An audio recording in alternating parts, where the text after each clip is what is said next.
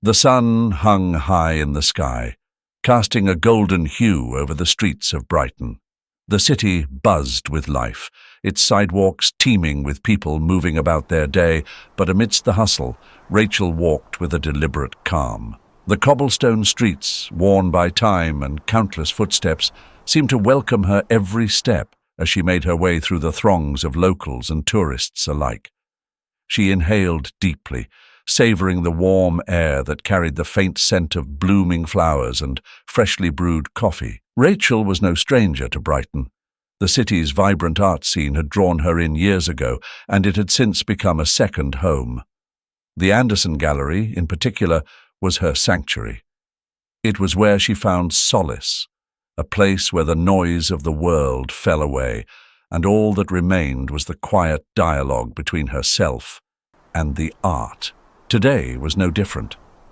As she approached the gallery, a sense of anticipation stirred within her. A gentle, familiar excitement. Her attire was simple yet elegant, a light blue dress that fluttered slightly in the breeze, and a pair of comfortable flats that tapped softly against the stone pavement. A brown leather bag hung from her shoulder, its weight a comforting presence against her side. Rachel's dark hair was pulled back into a neat bun, revealing a face that, while serene, held the depth of someone who had faced her share of life's challenges. Her deep brown eyes, sharp and observant, scanned her surroundings as she drew closer to the gallery. The facade of the Anderson Gallery came into view, a modern structure of glass and steel that contrasted sharply with the historical architecture surrounding it. Large windows offered a glimpse of the exhibitions within, their vibrant colors beckoning passers-by. Rachel's pace slowed as she took it in, allowing herself a moment to admire the building that held so much meaning for her. Art had always been more than just a passion for Rachel, it was a lifeline. From a young age, she had found comfort in the quiet corners of museums and galleries, where she could lose herself in the stories that each piece of art told. It was in those moments that she felt most connected to herself, and most distant from the troubles that sometimes threatened to overwhelm her. Art was her refuge, her escape, and her anchor. As she reached the steps leading up to the entrance, Rachel paused. She glanced around, taking in the bustling scene, a group of children giggling as they chased each other down the street, an elderly couple holding hands as they strolled leisurely, and a young woman with a camera, capturing the charm of the city's narrow alleys. There was a certain comfort in these everyday moments, a reminder that life continued in its own rhythm, despite the personal struggles each person might face. Rachel stepped up to the glass doors of the Anderson Gallery, the excitement from earlier still lingering, but as soon as she approached the entrance, she noticed the change in demeanor from the security guard stationed there. Brian, his name tag glinting in the afternoon light, had been laughing with a couple of visitors moments before. His face, open and friendly, transformed as his eyes settled on her. The warmth vanished, replaced by a cold, scrutinizing gaze. "Excuse me, ma'am," Brian called out, his voice suddenly clipped and formal. Rachel felt the shift in the air, a shift she knew all too well. She stopped, her hand frozen on the strap of her bag. "Yes," she replied, keeping her tone neutral, though her heart began to beat a little faster. "I'm going to need to check your bag before you enter," Brian said, stepping forward, his expression stern. Behind him, the other visitors, white, dressed in casual attire, walked past without a second glance. No bag checks, no delays. Rachel hesitated, her eyes narrowing slightly as she glanced at the couple who had just walked in without being stopped. "Is this a new policy?" she asked, keeping her voice calm but firm. Brian's jaw tightened. "It's just a routine check, ma'am. Now, if you could please hand over your bag." There was no mistaking the underlying tone of authority, the implication that questioning him further would not be well received. Rachel's grip on her bag tightened as she weighed her options. She could feel the eyes of other passers-by on her, the subtle shift in the atmosphere as they sensed the tension. A part of her wanted to walk away, to avoid the confrontation, but another part, the part that had faced this kind of treatment too many times, refused to back down. "Routine check?" Rachel echoed, her voice steady. "I didn't see you stop anyone else." Brian's eyes flicked to the side, his discomfort evident. A small smirk appeared on the face of his colleague Supois, who was watching the interaction from a few feet away. The colleague, a younger man with a buzz cut, exchanged a knowing glance with Brian before muttering something under his breath, something Rachel couldn't quite catch, but the tone was unmistakable. It was the tone of someone who found the situation amusing, who didn't see Rachel as a person with dignity, but as a source of entertainment. "Look," Brian said, a hint of impatience creeping into his voice, "I'm just doing my job. You can either hand over your bag or you can choose to leave. It's up to you." Rachel's chest tightened with anger, but she forced herself to remain composed. She knew how this would play out if she escalated. She had seen it before.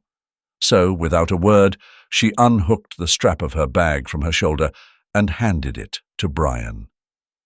The weight of it left her feeling exposed, vulnerable. Brian took the bag and began rifling through it with a level of thoroughness that bordered on invasive. Rachel stood there, her gaze fixed straight ahead, trying to ignore the whispers and the occasional sidelong glance from other visitors. She could feel her face growing warm with a mix of shame and anger. After what felt like an eternity, Brian handed the bag back to her, his expression unreadable. "You're good to go," he said flatly, as if she hadn't just been humiliated in front of half a dozen strangers. Rachel took her bag, her hands trembling slightly as she slung it back over her shoulder. "Thank you," she said, the words tasting bitter on her tongue. She turned and walked into the gallery, her heart pounding, her mind racing.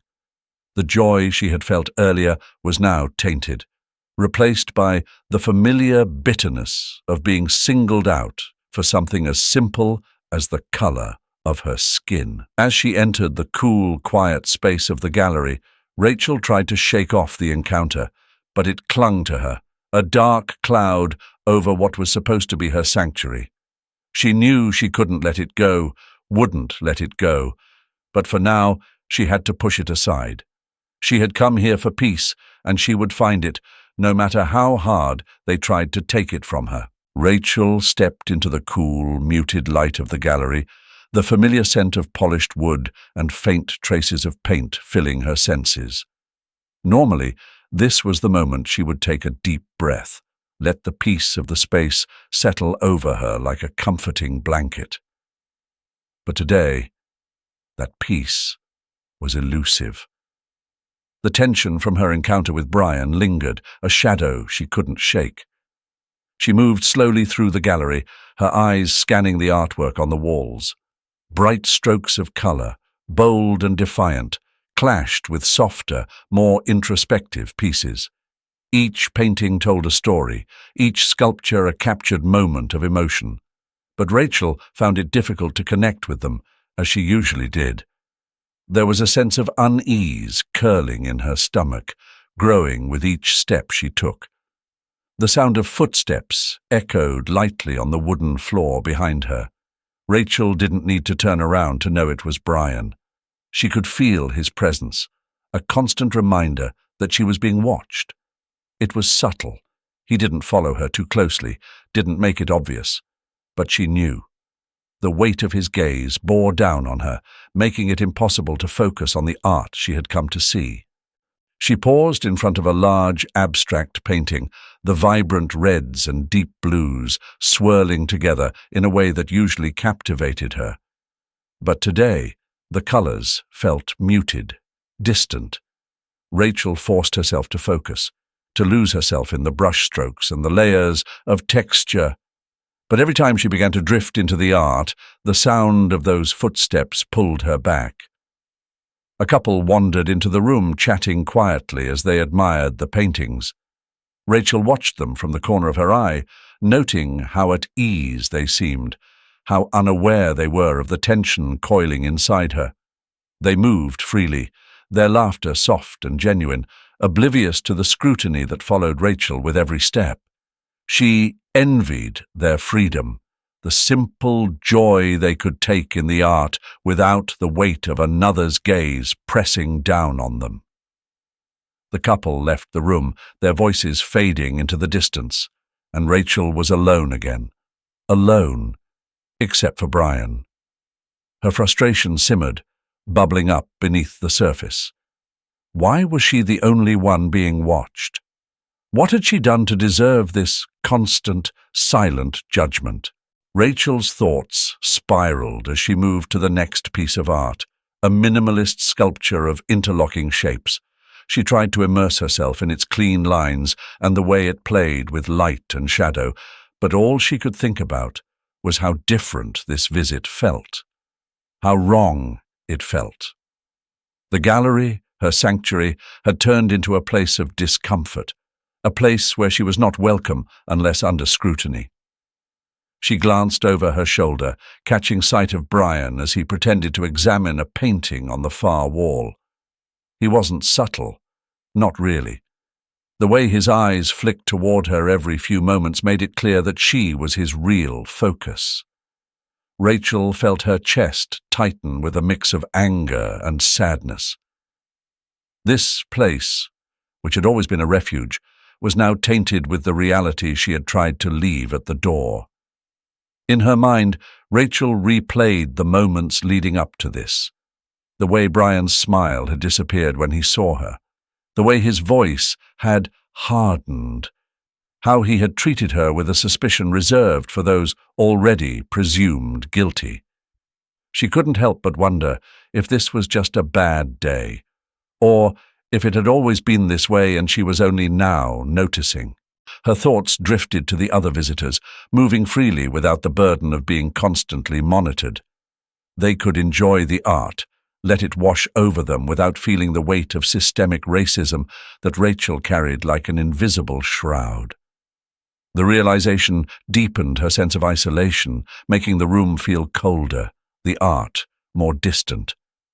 Rachel took a deep breath, trying to steady herself, to reclaim some of the peace she had sought here. But the moment was gone. The gallery, with its quiet corners and contemplative spaces, had become just another place where she was made to feel other, where her presence was questioned. She turned away from the sculpture, moving toward the exit with slow, deliberate steps. She had come here to find solace, but all she found was a reminder that no place, not even her sanctuary, was immune to the insidiousness of discrimination. Rachel's footsteps echoed through the gallery as she made her way back to the entrance. The vibrant paintings and intricate sculptures, which had once brought her peace, now felt like mere decorations in a space that had become hostile. The tension from Brian's persistent surveillance had gnawed at her for too long. She could feel the anger simmering beneath the surface, growing hotter with each step. She found Brian standing by the front entrance, his posture rigid, eyes scanning the room as if he were on patrol. The sight of him fueled her frustration, and she approached him with a deliberate calm, though her heart pounded in her chest. "Brian," she called out, her voice steady, but with an edge that demanded attention. He turned to face her, his expression impassive, as if he had expected this confrontation. "Yes?" His tone was curt, businesslike, as if she were just another task to be handled. Rachel took a deep breath, willing herself to remain composed. "Why am I the only one being followed around this gallery? I've been here before, and never once have I been treated like this. Is there a reason for this change in behavior?" Brian's eyes narrowed slightly, but his expression remained guarded. "I'm just following gallery policy, ma'am. We've had incidents in the past, and we've had to tighten security." "And yet," Rachel pressed, "I didn't see you shadowing anyone else, just me." What's so different about me? His gaze flicked away for a moment, a subtle shift that Rachel didn't miss. I'm doing my job, ensuring that all visitors are in compliance with our policies. It's nothing personal. Rachel's frustration grew, the weight of his impersonal words pressing down on her. It feels personal. It feels targeted. You're telling me that in a gallery full of people, I'm the only one who needs to be monitored? Brian's face hardened, and he crossed his arms over his chest. As I said, it's policy. If you have an issue with that, you're welcome to take it up with management. I intend to, Rachel said, her voice firm. Where can I find them? Brian nodded toward a door at the side of the lobby. Ellen, the curator, is in her office. I'll let her know you're coming. Rachel gave a tight nod, her resolve solidifying as she turned and walked toward the door. The gallery, once a place of refuge, now felt suffocating, the air thick with the unspoken tension that had settled between her and the staff. She pushed open the door and found herself in a narrow hallway, the sound of her footsteps muffled by the plush carpet beneath her feet. At the end of the hall, she spotted a door labeled Curator and knocked sharply. After a moment, it swung open to reveal Ellen, a tall woman with sharp features and a no-nonsense demeanor. Can I help you? Ellen asked, her tone polite but distant. I'd like to discuss an issue I've encountered during my visit today, Rachel began, holding Ellen's gaze. I've been followed and scrutinized by your security guard, Brian, since I entered the gallery. I'm here to understand why. Ellen's expression remained neutral as she stepped aside, gesturing for Rachel to enter. Inside, the office was meticulously organized, with framed prints lining the walls and a large wooden desk dominating the space. Seated at the desk was Charles, the head of security, his broad frame almost too large for the chair he occupied. Ellen took a seat beside Charles, folding her hands neatly in her lap. I've spoken with Brian, she began, her tone measured. He informed me that he was following our standard security protocol. We've had incidents in the past and we're simply being cautious. Rachel felt a chill run through her, the weight of their indifference pressing down on her. Cautious? Following me around the gallery, treating me like a suspect, that's your idea of caution? Charles leaned forward, his voice low and firm. We don't target individuals, ma'am. Our job is to ensure the safety of our visitors and the security of the art. If Brian's actions made you uncomfortable, that's unfortunate, but he was doing what he's been instructed to do. The cold, impersonal justifications felt like a slap in the face. Rachel looked from Ellen to Charles, realizing that there would be no acknowledgement of wrongdoing, no apology. They were more concerned with defending their procedures than addressing the very real harm those procedures had caused. Thank you for your time, Rachel said finally, her voice tight with the effort of holding back her anger. She turned and left the office, her footsteps quick and determined as she made her way out of the gallery. Rachel had just reached the gallery's exit when she heard her name called sharply. The voice was firm, authoritative, one that demanded immediate attention. She turned around to see a man with the chest name tag, the head of security Charles, striding toward her with a sense of urgency that sent a shiver down her spine. His expression was unreadable, but the tension in his posture spoke volumes. Miss Rachel, I need you to come back with me to the manager's office, Charles said, his tone leaving no room for argument. Rachel felt a knot tighten in her stomach. Why? What's this about? She asked, her voice steady but laced with confusion. There's been an incident, Charles replied, his eyes narrowing slightly. A piece of jewelry has gone missing, an expensive gold ring. We need to conduct a search as part of our investigation. Rachel blinked, utterly bewildered. You think I had something to do with this? She asked, the disbelief evident in her voice. Her mind raced as she tried to comprehend the absurdity of the situation. She had been in the gallery, quietly observing the art, and now she was being accused of theft. "I'm not making any accusations," Charles said coolly, "but I need you to cooperate and return to the office." Rachel hesitated, a surge of anger rising within her. This was beyond unreasonable. This was a direct assault on her dignity. But the cold determination in Charles's eyes made it clear that refusal wasn't an option. With a deep breath, she nodded, swallowing the indignation that threatened to spill over. As they walked back through the gallery, Rachel could feel the eyes of other visitors on her, the murmurs of curiosity and speculation following her like a cloud. She kept her head high, but inside, she was reeling. This place, once her sanctuary, now felt like a hostile battleground. They reached the office where Ellen was waiting, her face a mask of professionalism. Brian stood beside her, his expression guarded. Rachel's heart pounded in her chest as she entered the room, the door closing behind her with a definitive click. "Please have a seat," Ellen said, gesturing to a chair in front of the desk.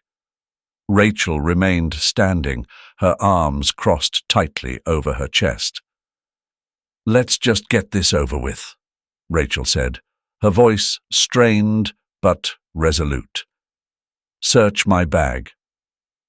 Charles didn't hesitate. He stepped forward and took her bag, his movements methodical and deliberate.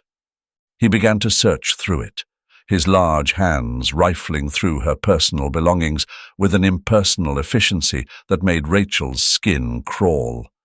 She watched him intently, her fists clenched at her sides, every fiber of her being focused on maintaining her composure. And then, suddenly, Charles paused.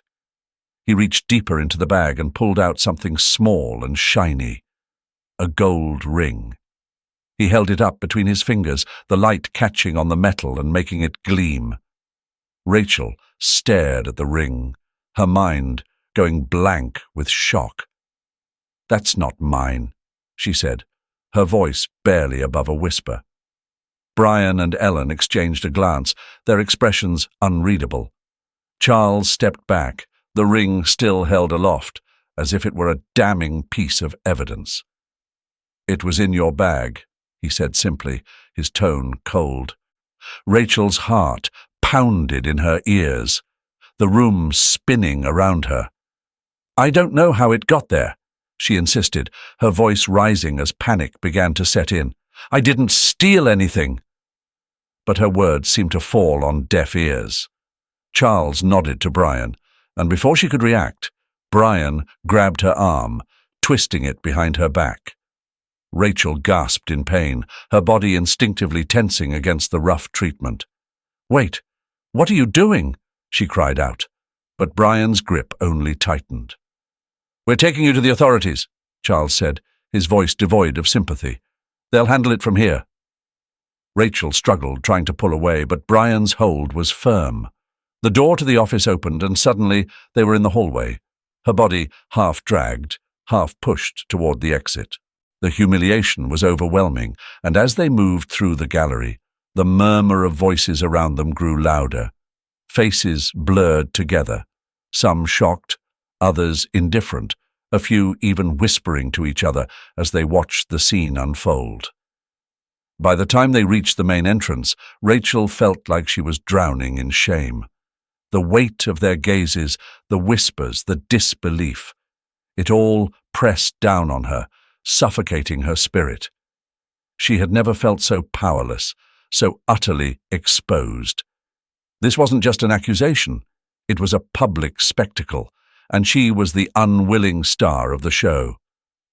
As they stepped out into the bright afternoon light, Rachel's heart sank. She was being treated like a criminal, and there was nothing she could do to stop it. The gallery had shown its true colors, and she was left to bear the full brunt of their injustice.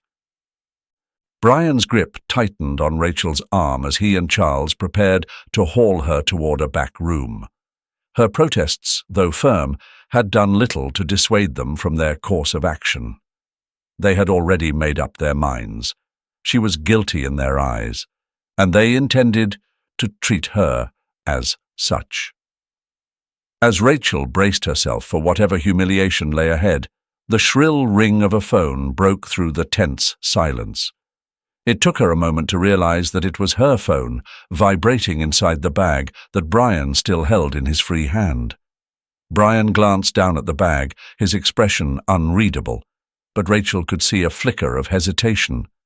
The ringing continued, insistent and jarring against the charged atmosphere. "Let me answer it," Rachel said, her voice trembling but resolute. She knew this call was her lifeline. "Please let me answer it." For a moment, Brian didn't move, his eyes locking onto hers. There was a brief flicker of uncertainty, but it was quickly masked by his usual stern demeanor. He hesitated, then reluctantly loosened his grip on her arm, opening the bag with one hand to retrieve the phone. The name on the screen was one Rachel recognized immediately, the mayor's office. She held her breath, a strange mix of fear and hope swelling within her. Brian seemed to notice the name too, his eyes narrowing slightly as he handed the phone to her, his suspicion momentarily tempered by curiosity. Rachel's hands shook as she accepted the phone. Her voice was barely above a whisper when she spoke. "Hello? Miss Carter, it's Nancy from Mayor Williams's office," came the crisp, professional voice on the other end. "We're just checking in. Everything all right? The mayor is expecting you in about 15 minutes. Rachel's heart skipped a beat. She had almost forgotten in the chaos that she was supposed to be at City Hall right now, meeting with the mayor to discuss a new initiative on civil rights. The importance of the call and what it meant hit her with full force. "Nancy, Rachel's voice cracked as she tried to steady herself, her eyes darting between Brian and Charles, who were now watching her with growing unease. "I'm at the Anderson Gallery, and there's been a misunderstanding. I'm being accused of theft." There was a pause on the other end of the line, the weight of Rachel's words sinking in. When Nancy spoke again, her tone was sharp and commanding. "Stay where you are, Miss Carter. I'll notify the mayor immediately. We'll have this resolved quickly." Rachel nodded, though she knew Nancy couldn't see her. "Thank you," she managed, her voice steadier now. She ended the call and handed the phone back to Brian, whose expression had shifted from stern determination to something akin to uncertainty. "What's going on?" Charles demanded, his tone betraying a hint of nervousness as he glanced between Brian and Rachel. Rachel straightened, finding strength in the knowledge that help was on the way. "I have a meeting with Mayor Williams. I'm a civil rights activist working on a project with his office. He's expecting me, and if I'm not there, he'll want to know why." Ellen, who had approached from the hallway, paused mid-step as she overheard Rachel's words. The color drained from her face as the implications began to register. The gallery had just accused and manhandled a woman who had direct ties to the mayor. The shift in the room was palpable. Where there had been arrogance and authority, now there was unease, even fear. Brian looked to Charles, who seemed to be at a loss for words, his previous bravado crumbling under the weight of the revelation. "You're saying you work with the mayor?" Brian's voice was no longer cold and distant. There was an edge of doubt, of worry. "Yes," Rachel said, her tone firm. "And he'll be very interested to hear how I've been treated here today." Ellen stepped forward, her usual composed demeanor faltering. "Miss Carter, I'm sure this is all a misunderstanding," she began, her voice strained. "Perhaps we could discuss this in a more private setting?" But Rachel shook her head. The time for private discussions had passed. I'm not going anywhere until this is sorted out. And believe me, this will be sorted out. The tension in the room had shifted dramatically. What had started as an act of unwarranted aggression had now turned into a moment of reckoning. Rachel stood her ground, feeling the balance of power tip in her favor. For the first time since stepping into the gallery that day, she felt a glimmer of hope.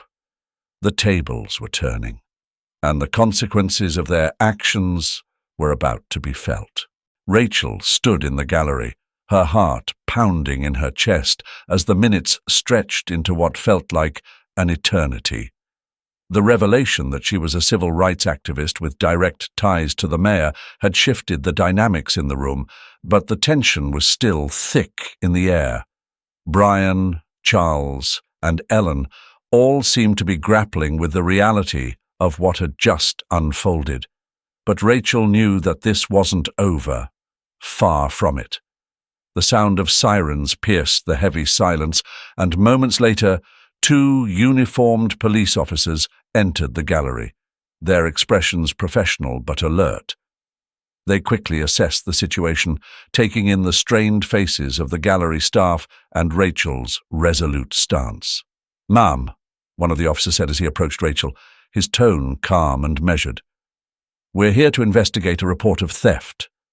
Can you tell us what happened?" Rachel took a deep breath, trying to steady herself.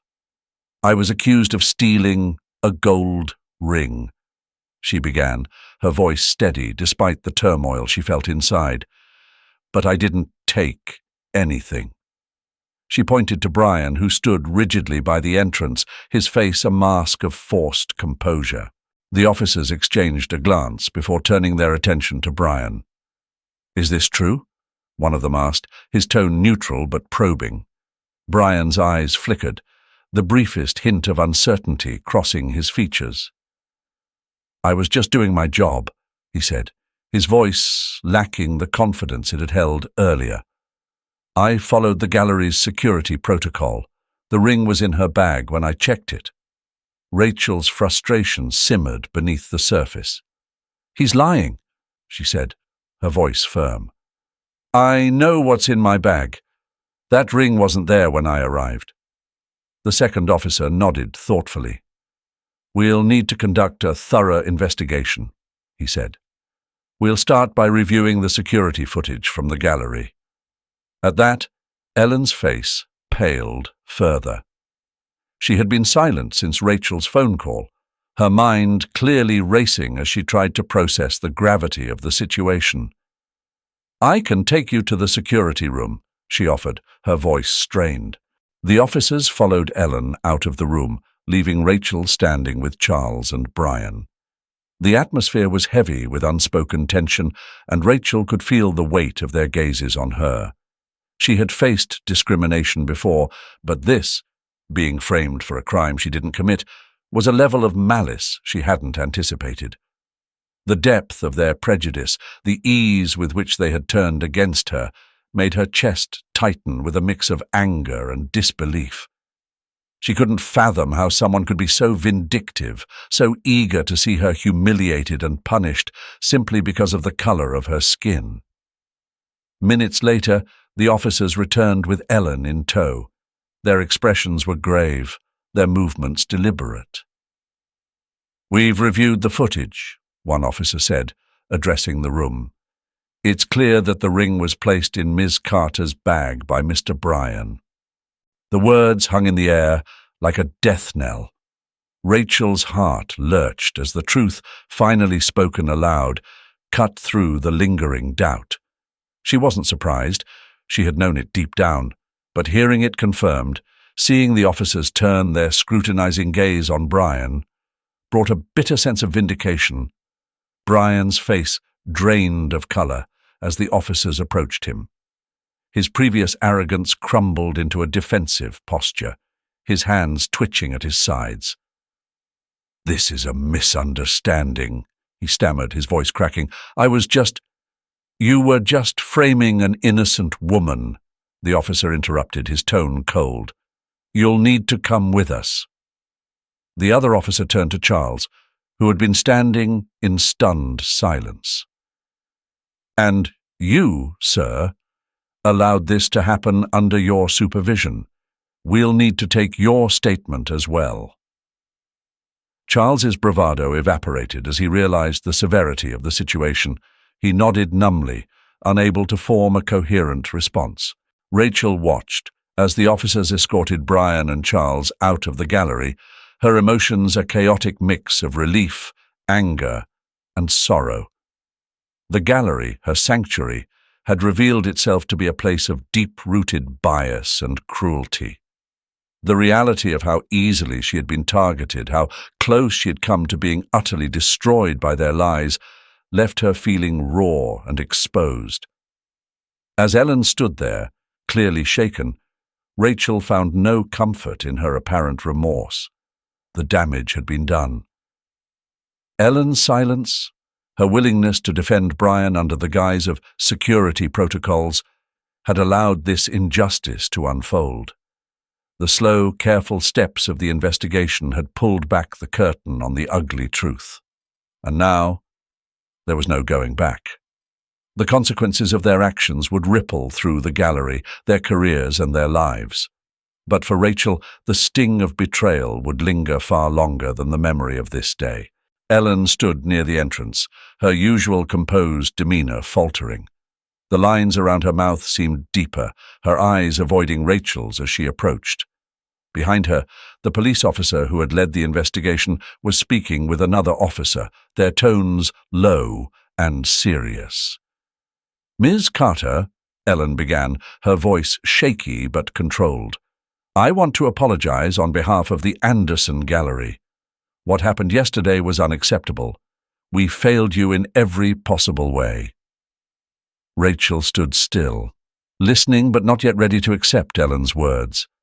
There was a hollowness to them, a formality that didn't quite reach the core of what needed to be said. She could see the guilt in Ellen's eyes, the recognition that she had played a role, albeit indirectly, in what had happened. But Rachel knew that apologies alone wouldn't erase the memory of Brian's cold eyes, Charles's brutal grip, or the humiliation she had endured. "We've taken immediate action," Ellen continued, glancing down as if ashamed. "Brian has been terminated, and Charles has been placed on indefinite suspension pending further investigation. As for myself, I've been put on probation. I understand if that doesn't feel like enough." Rachel felt a surge of conflicting emotions. Part of her wanted to scream that it wasn't enough, that nothing could ever make up for the way she had been treated. But another part of her, the part that had learned to navigate these situations with a controlled, strategic mind, knew that this was just the beginning. True justice wasn't about immediate retribution. It was about long-term change. "Your apology is noted, Ellen," Rachel said finally, her voice steady. "But this isn't just about the actions of one or two people. It's about the environment that allowed them to feel empowered to do what they did. I hope you understand that." Ellen nodded, her eyes misting slightly. "I do," she whispered. "I will ensure that this gallery never becomes a place of discrimination again. We're implementing mandatory training for all staff and revisiting all of our policies. I know it's not enough to make up for what happened, but it's a start." The officer approached them then, interrupting the conversation with a polite nod to Rachel. "Ms. Carter, I'd like to formally apologize on behalf of the police department as well. Our initial response was inadequate, and we failed to protect your rights, as we should have. We're reviewing our protocols to ensure this doesn't happen again." Rachel's grip on her bag tightened as she absorbed the officer's words. The apology felt more genuine, grounded in the understanding of what had been lost and what could never fully be restored. But Rachel also knew that the burden of this incident didn't fall solely on the gallery or the police. It was a reflection of a deeper societal issue, one that she had dedicated her life to fighting. "Thank you," Rachel said, her tone calm but resolute. "I appreciate your acknowledgement of what went wrong, but I want to be clear. This can't end here. I'll be following up to ensure that the promises you've made are kept." The officer nodded, understanding the gravity of her words. "We will keep you informed of all progress." As they left her to walk through the gallery one last time, Rachel felt the weight of the previous day's events settle into something more complex. A mixture of relief, anger, and an unwavering resolve. The vibrant colors of the artwork that had once brought her solace now seemed dulled, but there was a new clarity in her mind. This experience had scarred her, yes, but it had also solidified something deep within her. The fight for justice wasn't just about policy changes or apologies, it was about ensuring that no one else had to endure what she had gone through. Rachel knew that she couldn't change the past, but she could use it to fuel her work moving forward. As she walked out of the Anderson Gallery, the sun shining down on Brighton's busy streets, Rachel felt a renewed sense of purpose. She had been tested, and while the experience had shaken her, it hadn't broken her. Instead, it had given her a new kind of strength, one forged in the fires of injustice. Rachel lifted her head, the cool breeze carrying away the last remnants of her pain, leaving behind only determination. The gallery had tried to diminish her, but all it had done was make her more resolute. This was just one battle in a much larger war, and Rachel Carter was more ready than ever to fight. The room was packed, a sea of faces filling every seat and lining the walls. The atmosphere buzzed with anticipation as people whispered among themselves, their voices hushed but tinged with urgency. At the front of the room, a small podium stood illuminated under a soft spotlight, waiting. Rachel stood just off stage, her heart beating steadily as she prepared to speak. She had done this countless times before, but today felt different, more personal, more charged with emotion. When the host finally introduced her, the room erupted in applause. Rachel stepped forward, the sound of clapping fading into a respectful silence as she approached the podium. She took a moment to look out over the crowd, taking in the diverse mix of people who had come to hear her speak. Activists, community leaders, students, each one representing a part of the struggle for civil rights and equality. It was for them, as much as for herself, that she was here. "Thank you all for being here," Rachel began, her voice clear and strong. "Today I want to share a story with you, a story that, unfortunately, is all too common. But it's also a story of resilience, of standing up against injustice, and of the power we all have to create change." The room was silent, all eyes on her. Rachel paused, gathering her thoughts before continuing.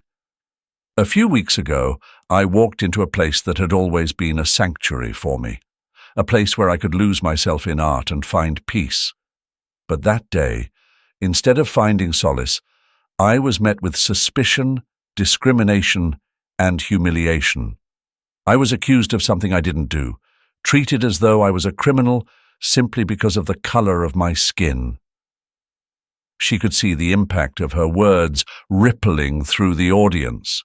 Some nodded in understanding, others looked down, the weight of her experience settling over them like a heavy blanket. Rachel let the silence linger, allowing the truth of what she had said to sink in. "I didn't walk away defeated," she continued. "I stood my ground. I fought back, not just for myself, but for everyone who has ever been made to feel less than, for everyone who has ever been judged by their appearance rather than their character.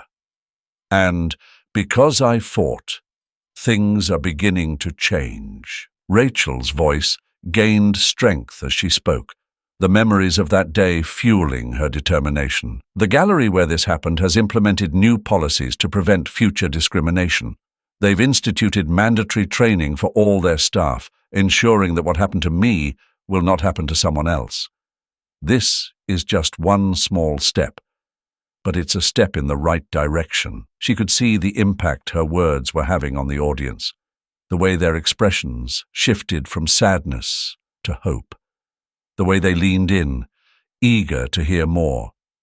This was why she spoke, why she shared her story. It was more than just her own experience. It was a call to action, a reminder that each of them had the power to make a difference. "And that's why I'm here today," Rachel said, her voice softening as she reached the heart of her message. "I'm here to remind you that our fight is far from over, but also to remind you of the strength we possess when we stand together.